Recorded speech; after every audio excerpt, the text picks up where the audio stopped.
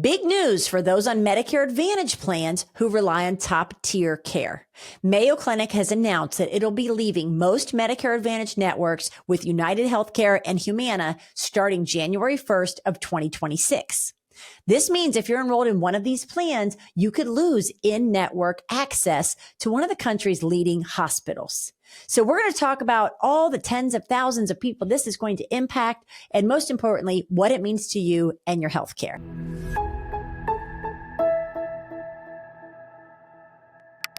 Hi, I'm Erica Smiley with Medicare School, and in this video, we're going to talk about what's going on with Mayo Clinic and Medicare Advantage plans. We'll look at how many people this is going to impact and the other top medical facilities in the country and how they're working with Advantage plans. Then we'll talk about how this is going to impact you and how you can protect your access to care. So it's recently been announced that Mayo Clinic will be leaving the Medicare Advantage networks of two of the biggest healthcare providers in the country, United Healthcare and Humana. This will go into effect on January 1st of 2026. Now, Mayo Clinic is one of the top medical facilities in the country. Their main campuses are in Rochester, Minnesota. Then we have some also in Arizona and Florida. Now, in the past, Mayo's already been out of network for a lot of Advantage plans, but now we're adding United Healthcare and Humana to the list. Actually, moving forward, Mayo Clinic really won't accept any Medicare Advantage plans at all as in-network, with a few exceptions. So this is going to impact those people who have individual Medicare Advantage plans, specifically right now through United Healthcare and Humana, and also those people who are on D-SNP plans or dual eligible plans. These are people whose plans, their Advantage plans, are for people who qualify for both Medicare and Medicaid. Now, Mayo Clinic will continue to take traditional Medicare because they say, hey, we do have a lot of our patients who are on Medicare. So they're going to continue to take traditional Medicare with supplemental plans. They will also accept employer Medicaid Advantage plan. Employer Medicare Advantage plans, which the employer plans work very differently than the individual Advantage plans. So they will continue to honor some of those employer Medicare Advantage plans. So why is this happening? So a lot of times when these insurers and hospitals or doctors fall in and out of network or break up, you wonder who's dumping who. Well, it seems there's issues on both sides. Humana claims that a lot of insurers have complained for years about Mayo Clinic's higher cost of care. And then Mayo Clinic says that these Medicare Advantage plans and the reimbursement terms no longer align with their care models. So it seems that there's issues on both sides. So really this just means that the rising healthcare costs, the reimbursement issues mean that if you're on one of these plans, you're going to have to pay higher out-of-network prices, or you may even be denied access to care. Let's look at the numbers of who will be impacted. So recently, this was at the Rochester location. This is going to have an impact on about 650,000 enrollees in Minnesota, about 740,000 enrollees in Wisconsin, and about 250,000 enrollees in Iowa. So combined, we're looking at 1.6 million people who are on Medicare Advantage plans in those states. So roughly 46% of those are enrolled with either United Healthcare or Humana. So that is a sizable amount of 780,000 people who could be in plans where they're going to have issues going to Mayo Clinic.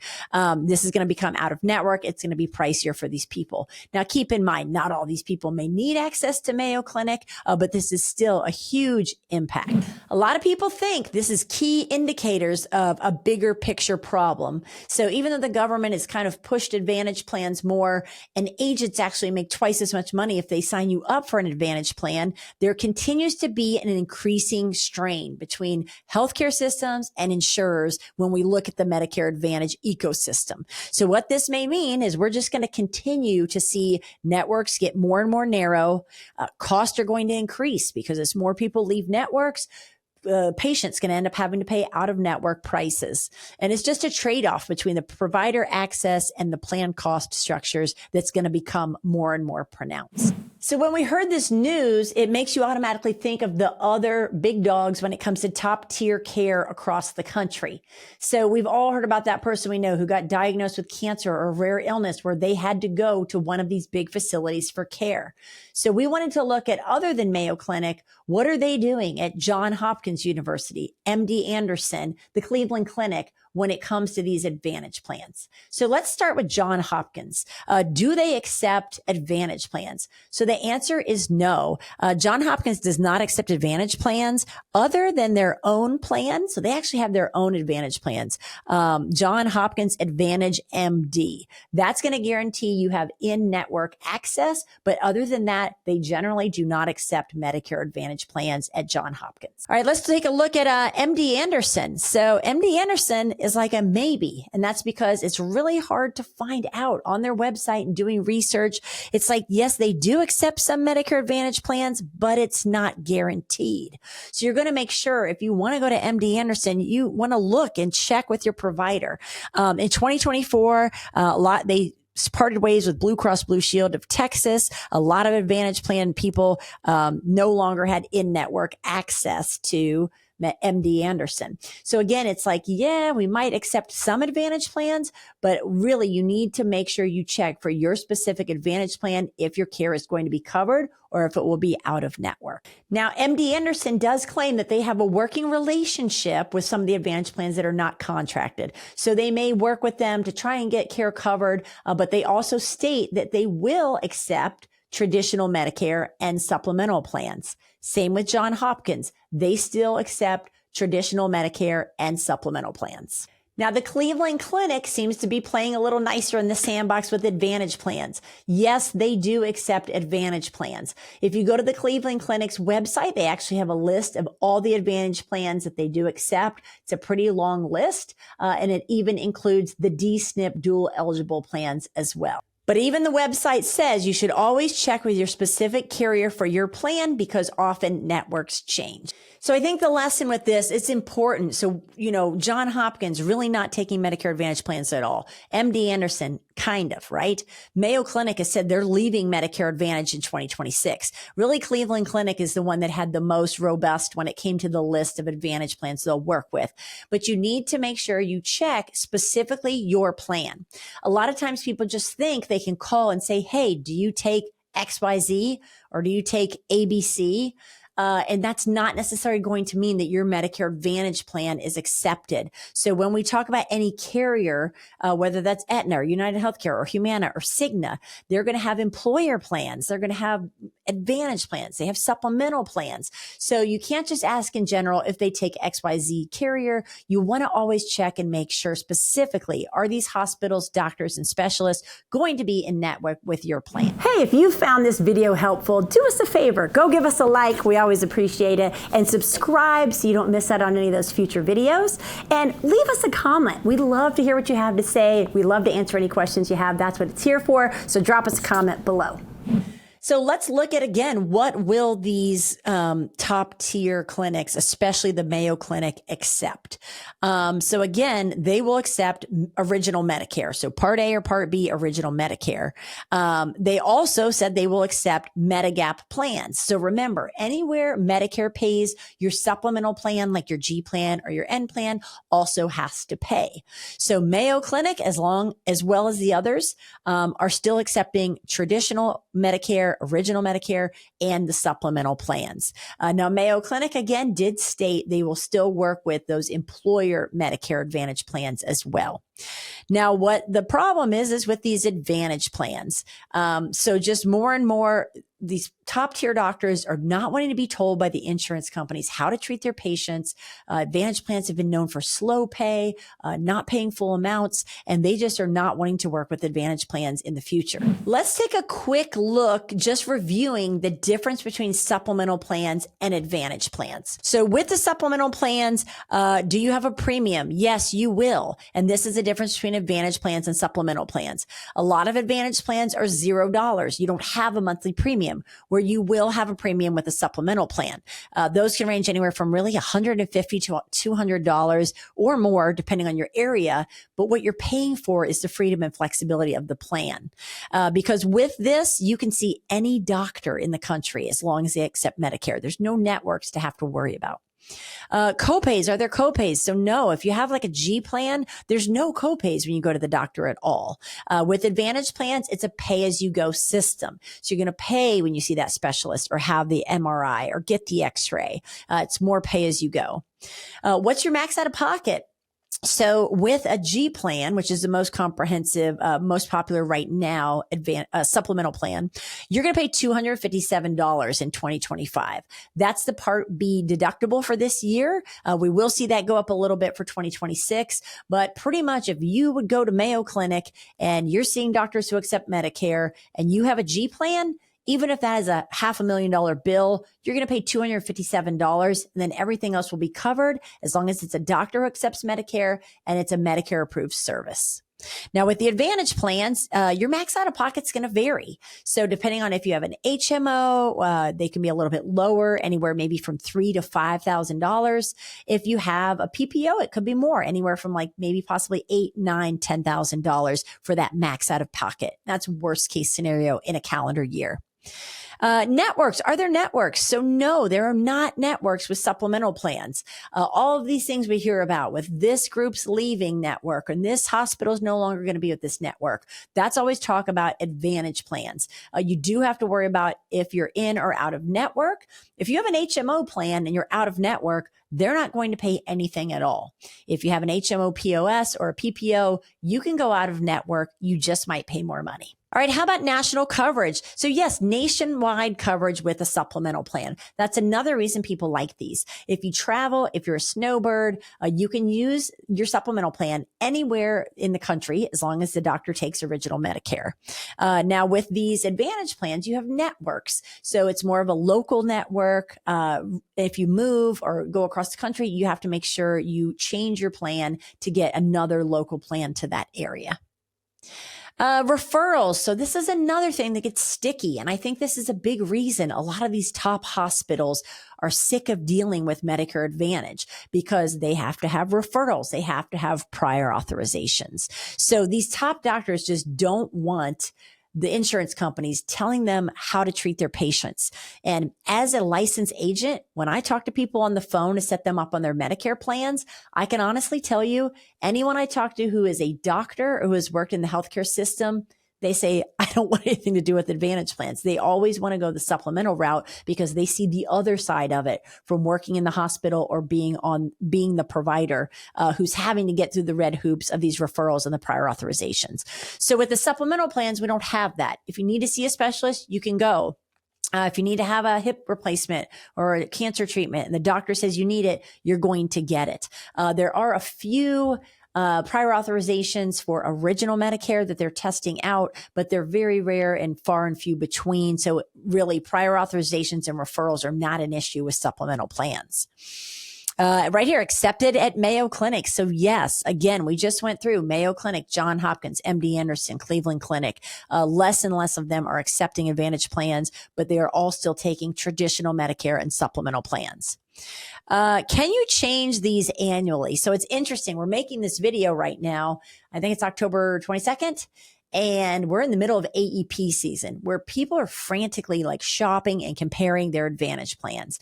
They're getting letters in the mail saying your Advantage plan is being dropped or your doctor's no longer in network and they have to find a new plan. They are annual plans, the Advantage plans. The supplemental plans, they're plans for lifetime. So pretty much you set it up. It's like set it and forget it. Yes, they may increase those premiums over the years with medical inflation. You're going to see your prices go up. But other than that, there are no networks that are going to change. And the G plan is a G plan. It's going to cover like a G plan always. It's not going to change other than maybe the amount of that Part B deductible from year to year. And then lastly, do you have to qualify to change plans? And we'll talk about this because some of you might be thinking, well, I have an Advantage plan. Supplemental plan seems like I have more freedom. How do I get that? Right. And we want you to know at Medicare School, we're not pushing one plan over another. Really, our job is to educate you on the pros and cons of each and let you make a decision on what's best for you. And by no means are we saying that Advantage plans are awful. They're not a fit for anyone, because they do have their place and they are a fit for some people. A lot of people just don't have the money in their budget to pay the government for their Part B premium, and to pay for a supplemental plan, and to pay for a drug plan, and to get a dental plan. Some people do have that luxury and it's in their budget, and they love paying for the supplemental plans because they don't have to worry about networks. They don't have to worry about being dropped. They don't have to worry about prior authorizations and referrals. But for people who don't have it in their budget, healthcare is no good if you can't afford it. So Advantage plans are a great option over just traditional Medicare, because with traditional Medicare only, if you just had A and B, you're a lot of financial risk. There's a lot of financial gaps with original Medicare. The biggest one is that Medicare original Medicare pays 80%. So that would mean you would pay 20%, and there's no cap on that. So if you have that bill that's $500,000, you would have to pay 20% of that. At least if you're on an Advantage plan, you have that max out of pocket and you have caps on that. So we're not here to bash Advantage plans. We just want to talk about the reality of it, that more and more of these top facilities are choosing to leave Advantage plan networks. So here's the thing. What can you do? If you have an Advantage plan now and you want a supplemental plan, can you get one? And that's what it's saying here. Do I qualify to change plans? Well, there's a couple ways you can. So let's say you've been on an Advantage plan, but only for 7 or 8 months. You have this 12-month trial where you can go back to original Medicare and get a supplemental plan. If you have an Advantage plan and it's being dropped, so maybe you open your letter this year and it says your Advantage plan is going away, you're probably going to have a 60-day window where you could get a supplemental plan without medical underwriting. You can switch Advantage plans at any time without medical underwriting. But other than that, if you want to go from Advantage plan to a supplemental plan, usually you have to go through medical underwriting, which is about 30, 40 questions about your health, and you have to be approved. And these supplemental companies are picky. Like, they don't want to take on someone that's a big risk. So that's why they want to know if you're healthy. So you could be declined. That's why we always tell people it's very important when you first enroll in Medicare. If you're making this decision, you've got that 6-month window from when you start Medicare Part B where you can get a supplemental plan with no medical questions asked. Doesn't matter even if you have cancer at that time, right? They will approve you, no medical questions asked, when you first enroll in Medicare Part B. All right, so why is it that these places are willing to work with Medicare and still take traditional Medicare and supplemental plans? Well, mainly because Medicare and supplemental plans are run through the government and through the Medicare program, not through private insurers. So really, it's faster pay and it's just a more simple administrative process for them to deal with original Medicare and supplemental plans. There's a higher reimbursement rate. So the doctors and the hospitals are making more money back and getting paid back a higher reimbursement. Also, there's fewer restrictions on the patient care. So exactly what we talked about, the prior authorizations, the referrals, things like that. So again, those Advantage plans are run by private insurers, and they are going to impose requirements that can lead to things like delays in care and just financial burdens for the hospitals. Now, they can't do away with seeing Medicare patients altogether because that's a big chunk of their business. Mayo Clinic even said a lot of patients we treat are on Medicare, so we will continue to work with original Medicare with supplemental plans and those employer Medicare Advantage plans. So what can you really do to kind of protect yourself and your access to care? Well, first of all, if you're on an Advantage plan, look for your annual notice of change letter. So you should have gotten that early October, and that's just going to tell you anything that's going to be changing with your plan. Is it going away? Are your doctors going out of network? Is your copay or your max out of pocket or your deductible going up, right? So any changes that are going to be made, you just need to educate yourself and make sure you know. So if you're not happy with that plan moving forward, you can make a change. Also, some of these carriers are crosswalking you from one plan to another. Obviously, if you're with XYZ carrier, they want to keep your business. So if they're doing away with the current Advantage plan you're on, they're going to crosswalk you to another plan so you stay with them. But that doesn't mean that's what's in your best interest. So you don't have to just go with that. Reach out to a broker or reach out and find out about the plans. Do your research. Okay. And we can help you with that at Medicare School. You can also contact your carrier and just specifically ask, hey, can I go to Mayo Clinic or Johns Hopkins or Cleveland Clinic or MD Anderson on my plan? If you do need top tier care like this and to go to one of these specialty high level facilities, just call the carrier and specifically find out if those are in network or out of network. That can just make a huge difference in the amount of money that you're going to pay out of pocket. And you can consider switching plans during AEP. So right now it's AEP from October 15th through December 7th. If you have an Advantage plan and you want to shop other Advantage plans, this is the time of year you can make that change. So it's very important, when we talk with you at Medicare School, anybody you work with, they should ask you what medications you're on, who your doctors are, who your specialists are, what hospital are you going to? Because we want to make sure we get you in a plan, especially an Advantage plan that's going to match up with your needs, right? If we get you an Advantage plan and your doctors are out of network, it's not going to be any good to you. So make sure you're looking at these plans and people are asking you questions to find out your specific needs. But yeah, just don't go with the flow and not do anything. Make sure you reach out to somebody if you need help and shop the plans for 2026. And lastly, you can explore going to a supplemental plan. So if you think it's in your budget, surprisingly enough, there's G plans and there's N plans. N plans tend to be about $40 or $50 less a month. I've seen N plans as low as $90 a month. And what a lot of people don't know, if you have a supplemental plan, even if it costs you $150 a year, a lot of times, if you have a bad year medically and you're hospitalized, you have a lot going on, you'll end up paying less with original Medicare and a supplemental plan than you would if you max out your Advantage plan and you hit that max out of pocket. So again, if you're not sure if you're in a state, there's only 3 open enrollment states where you can get a supplemental plan at any time throughout the year.